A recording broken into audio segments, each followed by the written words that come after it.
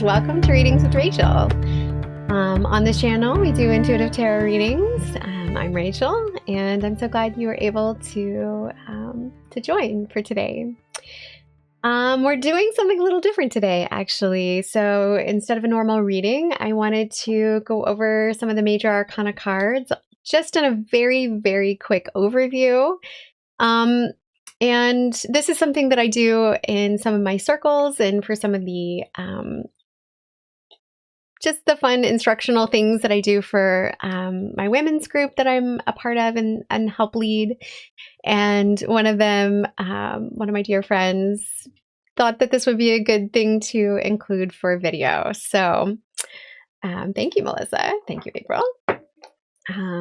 And so one of the things that connects me most to the tarot cards is really the story of the hero's journey. And this is something that if you read, your own cards, you will come to understand this very personally as well.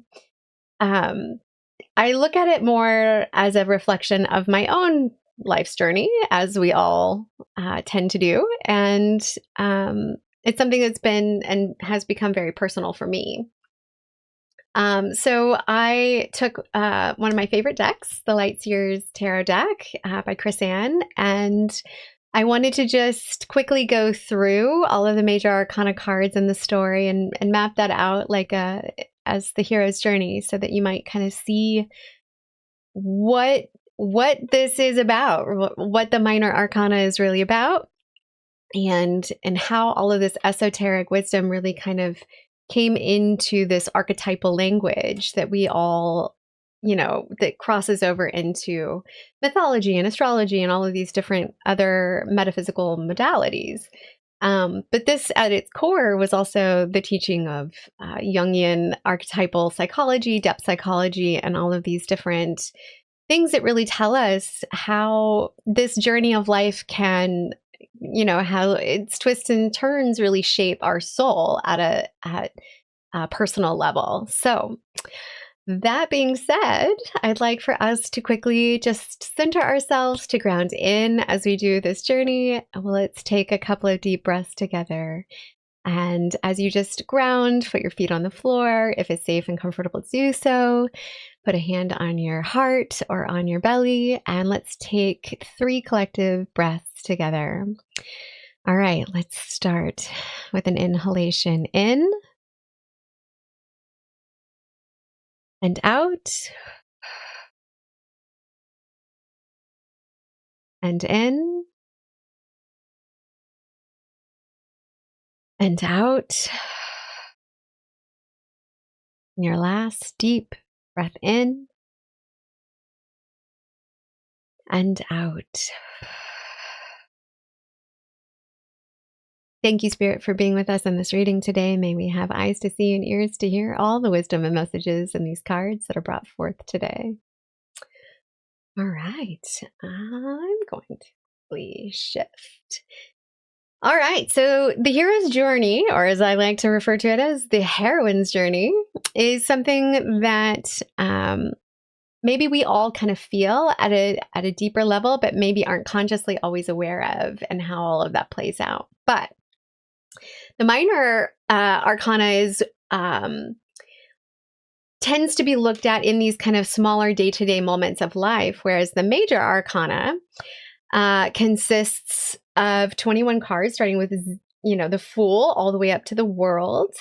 And it takes you on this winding journey that this Fool goes on in order to reach some kind of enlightenment, right? So when we're looking at this path of enlightenment, path of ascension, path of how we take what is personal to us at an egoic level, that gets broken down during this phase of the journey, and how all of that plays out in our experiences and what we're interacting with. It leads to a very colorful life, and it is about the journey at the end of the day, rather than how fast it took you to get there. So that being said, we are going to start with the Fool, and I'm going to, the artwork on these are just really beautiful. I'm not going to be very good at this, but what we have here is a woman who's basically at a soul level ready to jump off the cliff and dive down into earth and her earthly experience to really kind of take this free fall into what this exciting new adventure might look like. She's ready to jump off a cliff into this flower of life that represents all the potential creation and experiences that might happen. And it is at the core level about this journey of exploration into self. And when you're the fool, you basically are at a new beginning of that journey. And so we start there. On this journey, though, she meets first the magician. The magician is an amazing card to start, and it's one that everyone kind of looks and knows as a quintessential card of tarot. And so it's number 1 in the deck, and it's really the first person that she meets on this mystical journey. He or she is introduced into all the tools that she's going to need in this lifetime. He gives her, you know, this kind of infinite potential between all of these tools, and these tools play out in the minor arcana. You see in many of the depictions of the artwork that he's holding, you know, a wand, a chalice, a pentacle, and a stave. I'm sorry, and a sword. And so you get all of these tools that are going to come into play later on in the journey. But she uses these, and she doesn't quite know what to do with them yet, but she'll take them, and she'll take the wisdom from him in this kind of new exploration. He's like the wizard that helps the apprentice start on their journey. On that journey, she then meets the high priestess.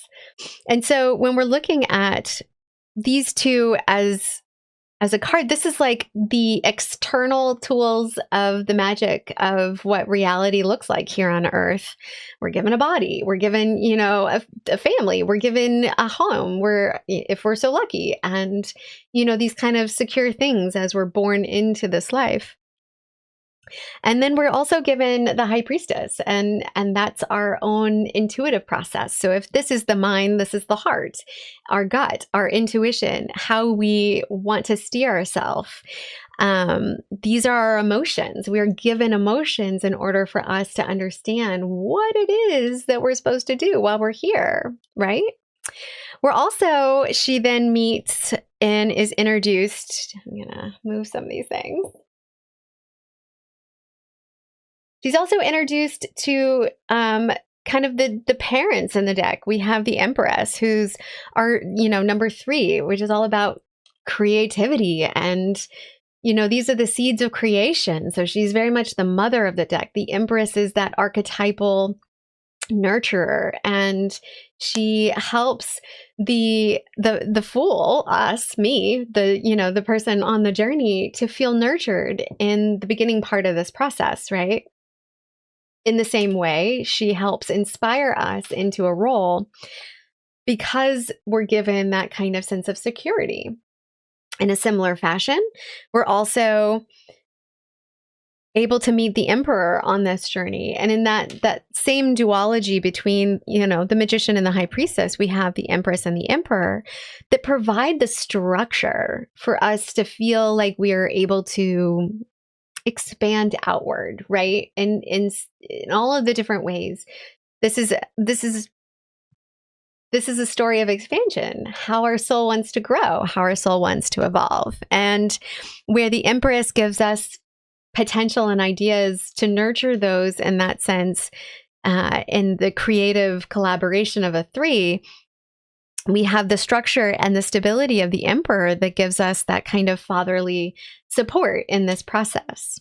On this journey, she also must discuss and meet with the Hierophant. And the Hierophant is an interesting card because in the same way that these provide creative structure for us, this gives us the goal. This teaches us, you know, the institutions about the stories of religion and all of this kind of institutions of our younger childhood in school. These help give us certain programs that ultimately will shape who we are at an egoic level, and at a personal level, these are going to be those lessons that we eventually have to look at and relook at and then break free from or overcome, right? That's how we rise above. And you can see in the ladder and the artwork there that that's a very powerful tool ultimately towards this process. As we're moving forward, maybe along this journey, we get this concept of why we're actually really here. And the next card is the Lover's card. And this teaches us this beautiful, I love this card, super steamy. But this is why we're here on a certain level, is to learn love, like the experiences of love, the experience of that intensity and the emotions that storyline usually happens. What is it that we have passion for while we're here on earth? That's what we pursue. And it is in that pursuit that we get into relationships, that we discover what is our purpose? What do we want to do with our lives while we're here? And it's this discovery that is about ultimately the choice of what lights us up. What is that passion that provides that sense of drive that also gives us the harmony that our soul is seeking? And then it is that point where this acolyte, this, the person who's on this journey, as we all are, like, has to kind of make this choice. Like, this is one of the first choice points. Do we pursue what we're excited and passionate about? Do we not? Do we stay? Do we go? What is it? This is like the crossroads that starts to happen. And it is in the next card, the Chariot, that we find momentum. We realize that what is driving our passion is where we need to head. And it is in this duality that we can kind of gain momentum and have more victory in this process. And it's this understanding that we are in control of our own choices and the possibilities. And what we pursue is our own responsibility to take. It doesn't mean that it's going to be easy, though, right? A lot of the chariots and some of the artwork are kind of stationary. So it is a more mental and an emotional movement first in that sense. We get to the card of Strength, which is one of the other cards in the deck that has this infinity sign, the Magician, the Strength, and the 8. And the numerology of the 8 is about, how we move in this push and pull kind of infinite energy. And as we understand the courage to move forward, we are then given and understand what that courage and strength actually feels like first and looks like as a result of our actions. But it's not something that we can always do. And this is something that we have to go inward in order to check in with ourselves. Are we on the right path? That it's where we get to the next card in the journey, which is the Hermit. The Hermit card is about that kind of inner checkpoint with yourself. Like, where is your own light originating from? What is it that you love? What is it that you want to do? Well, are you in alignment with that path? Is that something that you need to reassess? And that's likely to happen and need to happen on this journey multiple times, right? We must go inward to check with ourselves, our own emotional process. Where are we at? It's when we do that we're able to see some of the shadow sides of reality and kind of get this feeling of not being, in the right direction. Or if we're feeling stuck, this is how we kind of are able to get unstuck, which then leads us to the next card number 10, which is the Wheel of Fortune. This is the card of karma. This is how, the tide turns. Like, what is up must come down, and vice versa. So we get to this point in our life where we're able to see, oh, all of these things that are happening in my life do have a pattern. They have a purpose. And, how I respond to these experiences matter, and what I do and what I can control. That's in my responsibility. But what that other person is doing is not what I can control. And therefore, I shouldn't invest my energy and time towards that.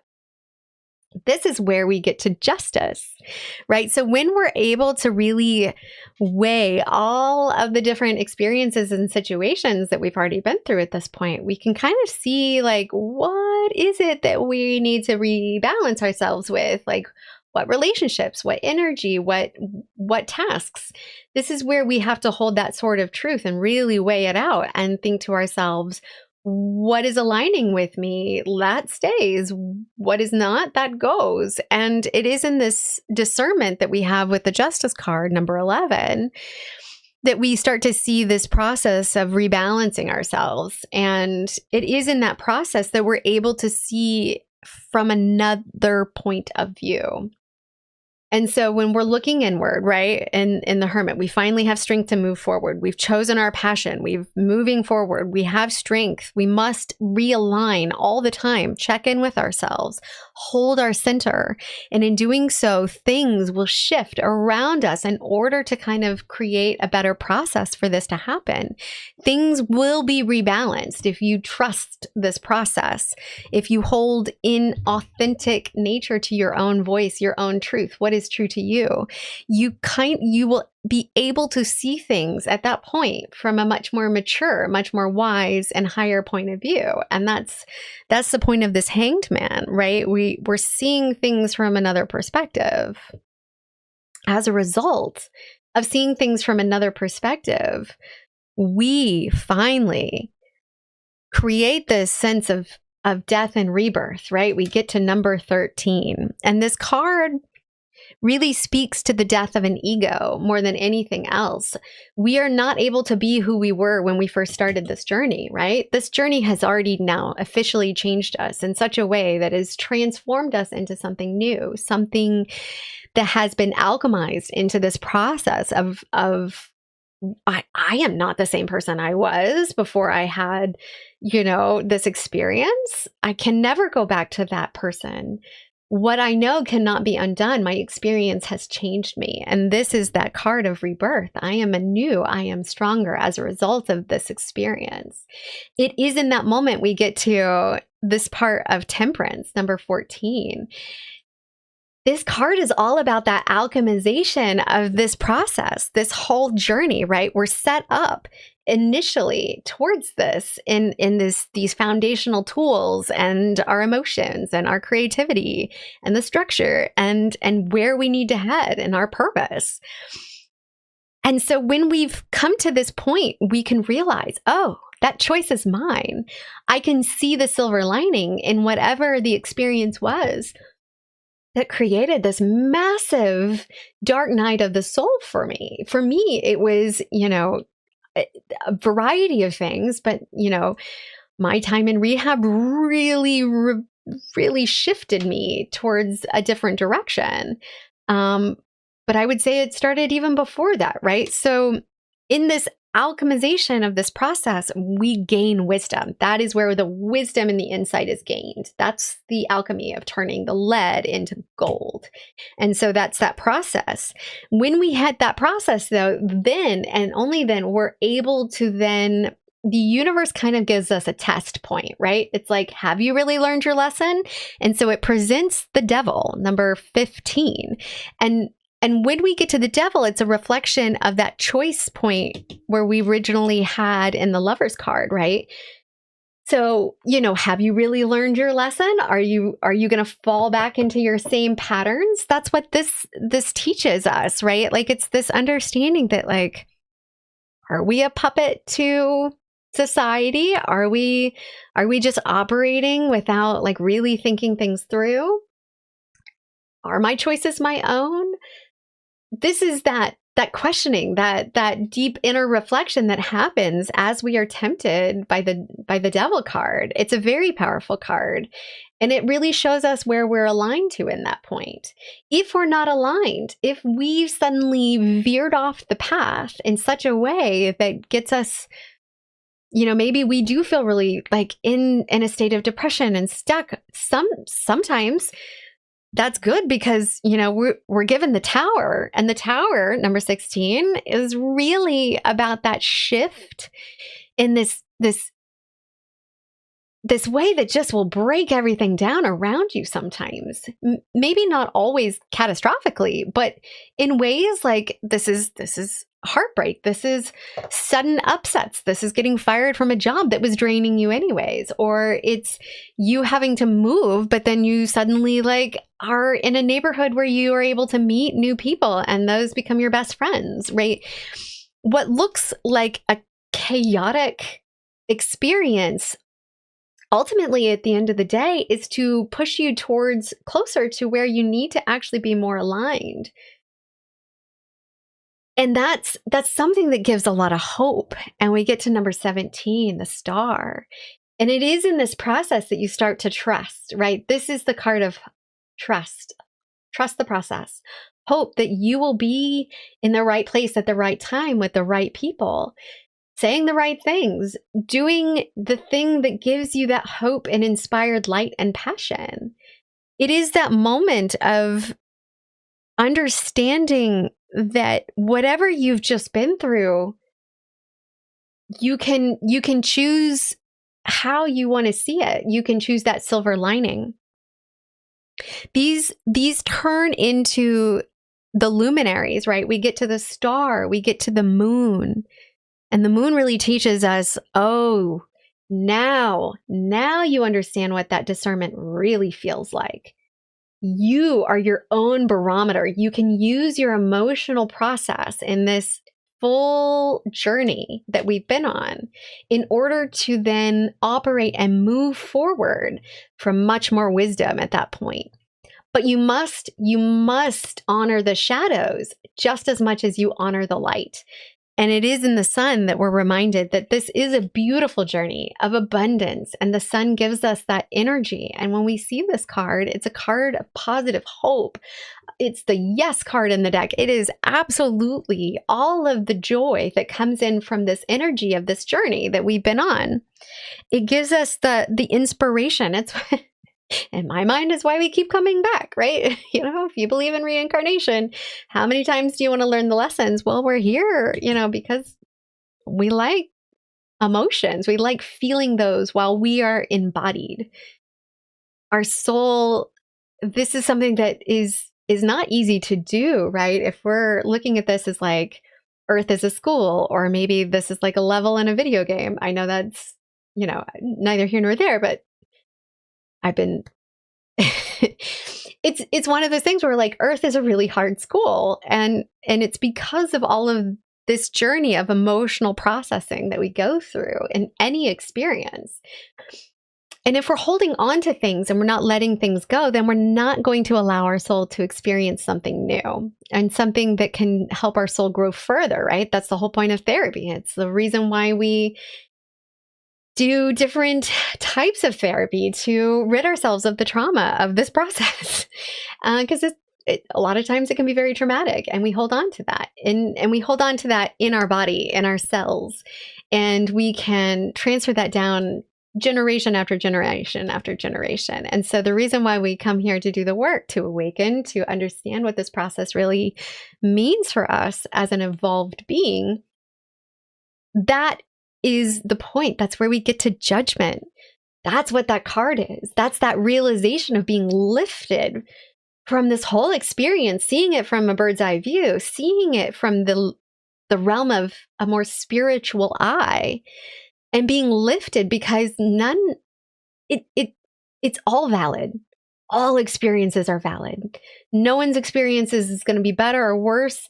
It's all going to be more or less for your soul to, to gain this kind of wisdom through this emotional process. And it is at the end of that experience that we get to this completion point of the world. Number 21. And it is a reflection of everything that we've learned. It is that completion point in the circle of life that we reach in this understanding that we evolve, and then we just start a new story. And then we gain more knowledge. We've risen up a level, so to speak, and then we go on a harder level. And then once we've completed that process, if we've signed up for more, we're gonna experience more.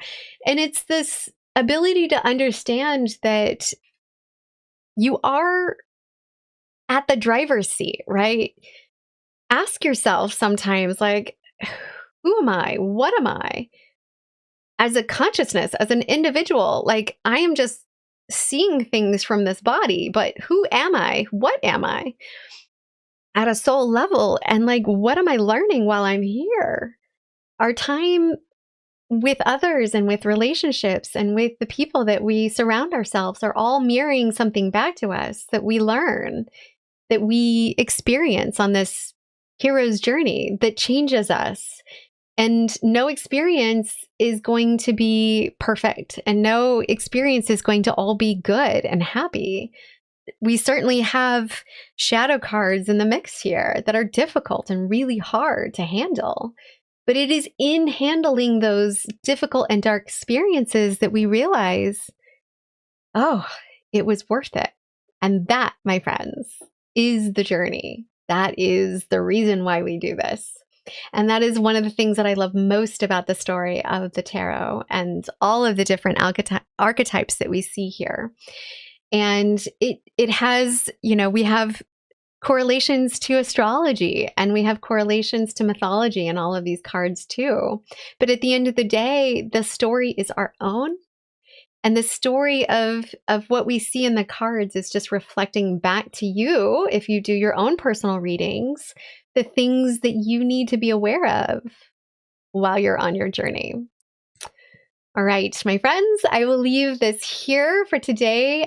Thank you so much. If you really liked this journey of the heroine's journey with me, please like, subscribe, stay tuned. I'd love to do more of these quick little quick little teaching moments. And yeah, so I welcome you on this journey. Trust the process. If you're in it and in a dark night of the soul, you do not have to stay there. Look at, have gratitude for the things in your life, and it will get you through. Thank you again. And until next time, love and light on the journey, and trust the process.